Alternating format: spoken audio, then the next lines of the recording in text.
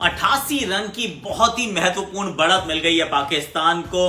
अर्धशतक जड़ा अजहर अली ने, अर्धशतक तो फहीम अशरफ ने भी जड़ा, लेकिन कहानी ये फवाद की है। फवाद आलम ही इज एन इंस्पिरेशन। वो स्टोरी है जो कहती है never give up, never give in. अगर आप विश्वास जताएंगे ना तो फिर आप सफलता इवेंचुअली पाएंगे। हैशटैग आकाशवाणी। ऑफकोर्स पाकिस्तान की बात तो करनी पड़ेगी, क्यों? क्योंकि 220 पे जब रोका साउथ अफ्रीका को, लगा कि अच्छा किया है, पर फिर जब 33 पे 4 हो गए तो लगा कि भैया ये तो गाड़ी जो है पटरी से उतरने वाली है। अब वहां पे शुरुआत दिन की अच्छी रही फवाद के साथ। अजहर ने अपना अर्धशतक जड़ा, 33rd टेस्ट सेंचुरी और रादर टेस्ट 50 वो अच्छा था। फिर उसके बाद फहीम अशरफ का अर्धशतक भी अच्छा था। पर कहानी ये उनकी नहीं है, कहानी तो एक्चुअली पाकिस्तान की भी नहीं है, कहानी ये इंस्पिरेशनल स्टोरी है फवाद आलम की। क्यों? क्योंकि जब बहुत साल पहले जब इनका डेब्यू हुआ तो ही actually became the first Pakistani batsman जिन्होंने कंट्री से बाहर जाकर अवे मैच में डेब्यू किया और शतक जड़ा। फिनोमिनल श्रीलंका के अंदर। पर उसके बाद करियर बहुत छोटा रहा, उसके बाद ड्रॉप कर दिया गया। He comes from very cricketing family, uncle father सब खेलने वाले लोग रहे हैं। तो जब उनको ड्रॉप कर दिया गया तो एक बार तो दिल जरूर टूटा होगा ना कि बस हो गया, दैट्स अबाउट इट। कोशिश करते रहे, वापस आने का प्रयास करते रहे, वनडे भी खेले, वनडे में भी थोड़ा थोड़ा ठीक ठीक सा रहा, पर मौके मिल नहीं रहे थे। अब इंग्लैंड में जाके लीग क्रिकेट भी खेला है कि भैया चलिए कुछ नहीं करने को है तो क्या करेंगे, आप लीग भी खेलते हैं, घर भी चलाना है और थोड़ा सा क्रिकेट भी खेलते रहना है, तो वो काम भी करते रहे और इंतजार करते रहे कि मेरा नंबर आएगा, अपना टाइम आएगा, अपना टाइम आएगा। और अपना टाइम आया भैया। इनको इंग्लैंड के लिए दौरे के लिए पिक किया गया। वहां पर चर्चा इनके वापस आने की तो थी कि देखिए कितने लंबे समय के बाद ये खिलाड़ी वापस आ रहा है। इनफैक्ट 10 साल से ज्यादा हो चुके थे। 88 टेस्ट मैचेस के बाद वापसी करना it's never an easy thing. पर वहां पर भी चर्चा इस बात की थी, और खास इनकी चर्चा इनके स्टांस की थी कि टेढ़े मेढ़े करके खड़े होते हैं, किस प्रकार से खेलते हैं, थोड़ी थोड़ी शिव नारायण चंद्रपाल की याद दिलाते हैं, बहुत square on stance and all of that. May be international cricket will be very cruel on him once again. पर ऐसा हुआ नहीं। इंग्लैंड का दौरा मिडली, पर जब ये जाते हैं न्यूजीलैंड और वहां जाके चढ़ते हैं शतक, और न्यूजीलैंड में जाके टेस्ट सेंचुरी लगाना, I mean from a very subcontinental point of view, ये बहुत बड़ी बात है यार। क्योंकि ना टेस्ट सेंचुरी वहां बनती नहीं है आसानी से।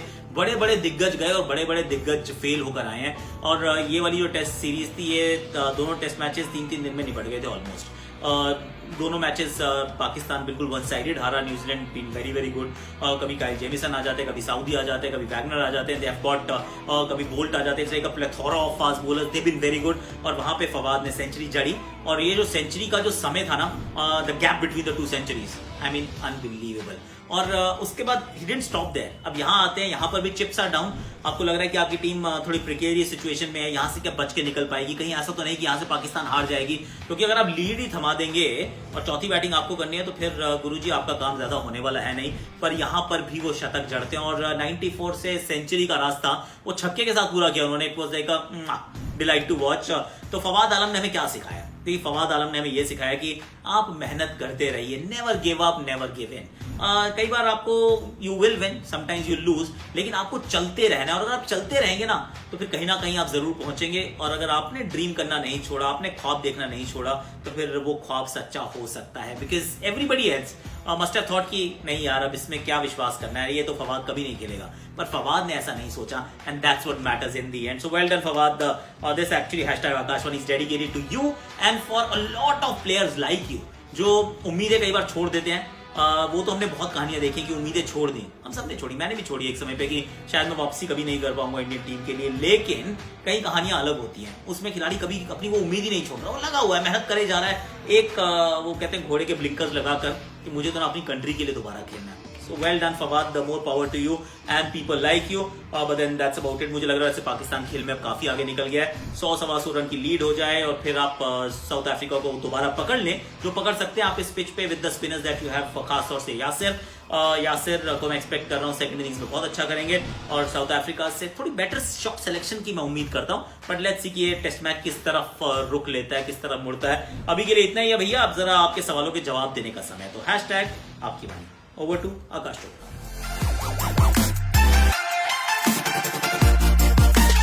हैशटैग आपकी वाणी, यानी कि आपके सवाल मेरे जवाब, मेरा फेवरेट ये सेगमेंट, क्योंकि शो आपका है और शो पे आपके सवाल आ जाए तो फिर मुझे लगता है मैंने भी कुछ किया है यार। अब आपका सवाल सबसे पहला आया है सौम्यदीप पाल जी का। पढ़ के मेरे को सवाल याद करने पड़ते हैं। Can India bring back Kuldeep Yadav for the first test versus England?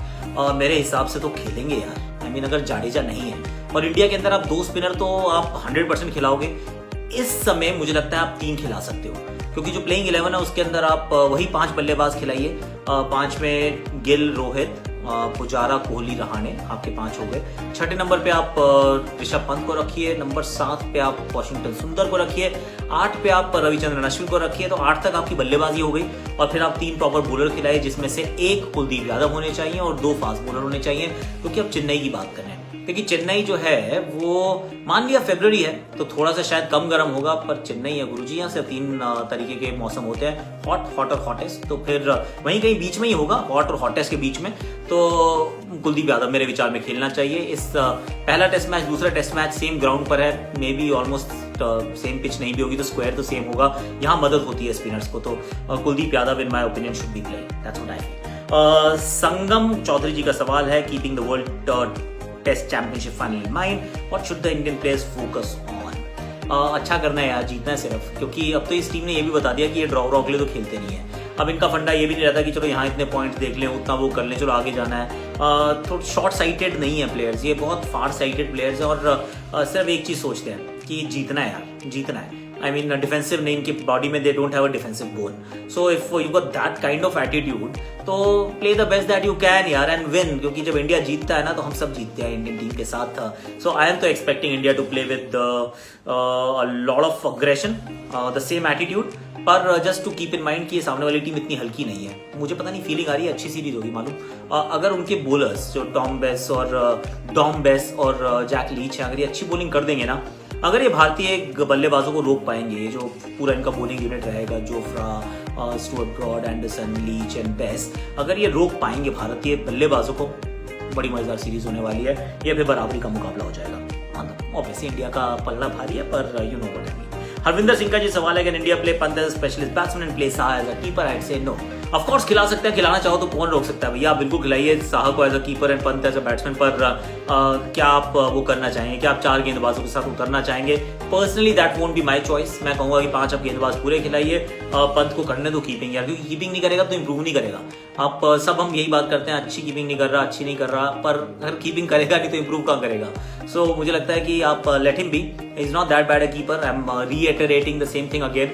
तो उसमें करेगा तो अच्छा हो जाएगा यार, give him time, give him time. So I don't think so कि दोनों को खिला सकते हो आप, या खिलाना चाहिए। If Hardik is available to bowl, what would be the playing 11 in the first test? Sagar, good question. Will he be available to bowl? I don't know. मैं तो फिर भी नहीं खिला पाऊंगा यार, क्योंकि 5 मैं बैट्समैन खिला रहा हूँ, छठे में मैं पंत को रख रहा हूँ। अगर आपको एक बॉलर बैट्समैन चाहिए तो फिर आप वाशिंगटन सुंदर की तरफ जाएंगे, आप स्पिनर वाले बल्लेबाज की तरफ जाएंगे, आप फास्ट बॉलिंग वाले बल्लेबाज की तरफ नहीं जाएंगे शायद, क्योंकि चेन्नई है। ऑफकोर्स हमने पिच नहीं देखी है, पर अजम्पशन ये रहता है सामने इंग्लैंड है, चेन्नई का मैदान हो तो स्पिन फ्रेंडली पिच होगी। स्पिन फ्रेंडली पिच के ऊपर तो आप यही चाहेंगे कि आप अपने स्पिनर को खिलाएं। सो हार्दिक मेरी 11 में एक्चुअली फीचर ही नहीं करता, लेट्स सी क्या होता है। Rahul MJ, can Shardul Thakur play as a fast bowling allrounder in the England test? नहीं खेल सकते यार। अगर तो ये टेस्ट मैचेस इंग्लैंड में होते तो फिर हम ये बात जरूर कंसिडर करते हैं कि क्या उनको खिलाया जा सकता है बतौर फास्ट बॉलिंग ऑलराउंडर, क्योंकि वहां पर आपको फास्ट बॉलिंग ऑलराउंडर चाहिए रहता है। पर यहाँ तो नहीं खिला पाएंगे ना, यहाँ तो फास्ट बॉलिंग ऑलराउंडर नहीं चाहिए, यहाँ 2 फास्ट बॉलर चाहिए जो आपको विकेट शॉट आगे दे सके। मेरे जो फर्स्ट पिक होंगे वो ईशांत शर्मा और जसप्रीत बुमराह होंगे।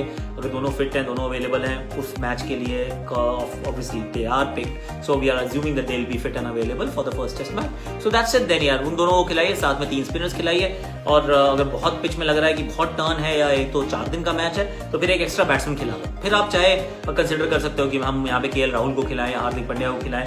That's a choice that you can entertain later, पर बिफोर दैट आई थिंक नहीं, अभी आप इसी टीम के साथ उतरने का प्रयास करें। Is what I feel. So Shardul Thakur can't play in my opinion. अभी के लिए इतना ही है। आपके सवालों के मैंने जवाब अपनी कहते हैं काबिलियत के हिसाब से देने का प्रयास किया। बताइएगा आप प्रसन्न हैं कि नहीं है। चलिए, आपको इनके सवालों के जवाब नहीं, आपके सवालों के जवाब जो इन्होंने दिया आपको ठीक लगे या नहीं लगे, सिर्फ लोकेशन चेंज है, बंदा मैं ही था वैसे, by the way you know it already. Over acting भी नहीं है, इसलिए प्लीज पैसे मत काटना। अब हम थोड़ा सा दुनिया के जो खेल जगत की खबरें हैं उनके ऊपर थोड़ा सा फोकस करते हैं, क्योंकि वो भी बड़ा इंपॉर्टेंट है। और वैसे एक और बड़ी इंपॉर्टेंट बात है जिसके बारे में सोचो कल बात करूंगा। वो बात है आईपीएल के ऑक्शन की डेट आ गई बाय द वे, 18 फरवरी। कौन जीतेगा, मतलब कौन कितने पैसे कमाएगा, क्या इस बार फिर दोबारा ऑस्ट्रेलियन डॉलर्स में होना चाहिए ऑक्शन, क्योंकि बहुत सारे ऑजीज हैं। That will talk about tomorrow. अभी के लिए आप स्पोर्ट्स रैप पे थोड़ा सा नजर डालिए।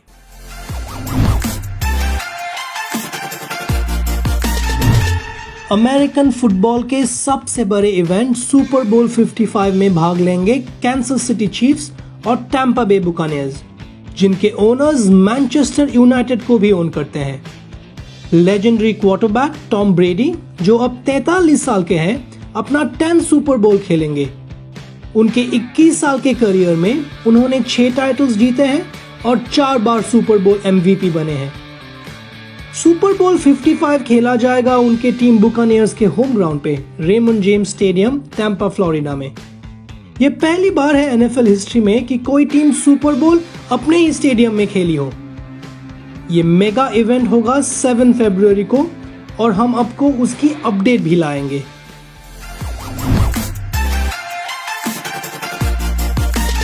चलिए आज के शो पर इतना ही है, कल फिर मिलेंगे और कल फिर मजेदार बात करेंगे। I am thinking about that IPL story और आइडेंटिफाई 5-7 प्लेयर्स, 1-2 इंडियन, 3-4-5 ओवरसीज, कौन कौन से बिग टिकट प्लेयर्स हो सकते हैं, किस टीम के पास जा सकते हैं, वो भी थोड़ी सी चर्चा कर लेंगे अपन लोग जब अपन बैठेंगे। अभी के लिए आप शेयर कीजिए, अपने प्रोफाइल पे पिन कीजिए, दोस्तों के साथ जरा प्यार बांटिए, बांटने से बढ़ता है।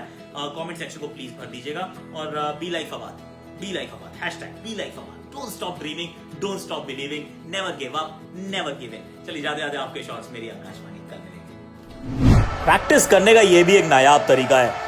शॉर्ट बॉल, बढ़िया शॉट। अब समस्या ये है कि वो जो टीले पे मारी है गेंद, हाँ वहां से उठा के लानी पड़ेगी दोस्त।